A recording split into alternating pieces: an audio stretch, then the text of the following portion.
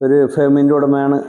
ആരംഭം മാത്രമല്ല, ഒരു മൾട്ടി ബിസിനസ്മാനാണ് എന്ന് അദ്ദേഹത്തിൻ്റെ മനസ്സിലായി. നമുക്ക് വളരെയധികം എന്താ പറയുക, ഇൻട്രസ്റ്റിംഗ് ആയിരുന്നു. കാരണം അദ്ദേഹത്തിൻ്റെ വളർച്ചയുടെ എല്ലാ ഘട്ടങ്ങളും, വളർച്ച എന്ന് പറയുമ്പോൾ സ്വാഭാവികമായിട്ട് അതിൻ്റെ അതർ സൈഡ് തളർച്ചയായിരിക്കും.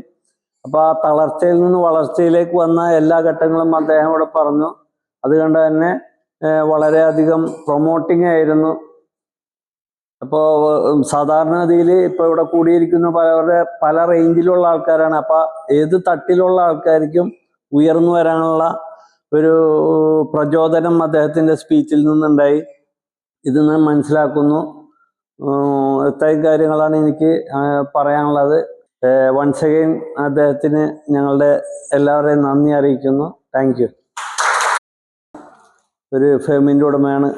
ആരംഭം മാത്രമല്ല, ഒരു മൾട്ടി ബിസിനസ്മാനാണ് എന്ന് അദ്ദേഹത്തിൻ്റെ മനസ്സിലായി. നമുക്ക് വളരെയധികം എന്താ പറയുക, ഇൻട്രസ്റ്റിംഗ് ആയിരുന്നു. കാരണം അദ്ദേഹത്തിൻ്റെ വളർച്ചയുടെ എല്ലാ ഘട്ടങ്ങളും, വളർച്ച എന്ന് പറയുമ്പോൾ സ്വാഭാവികമായിട്ട് അതിൻ്റെ അതർ സൈഡ് തളർച്ചയായിരിക്കും.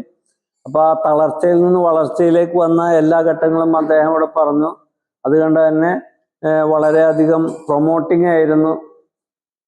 അപ്പോൾ സാധാരണഗതിയിൽ ഇപ്പോൾ ഇവിടെ കൂടിയിരിക്കുന്ന പല റേഞ്ചിലുള്ള ആൾക്കാരാണ്. അപ്പോൾ ഏത് തട്ടിലുള്ള ആൾക്കാർക്കും ഉയർന്നു വരാനുള്ള ഒരു പ്രചോദനം അദ്ദേഹത്തിൻ്റെ സ്പീച്ചിൽ നിന്നുണ്ടായി. ഇത് ഞാൻ മനസ്സിലാക്കുന്നു.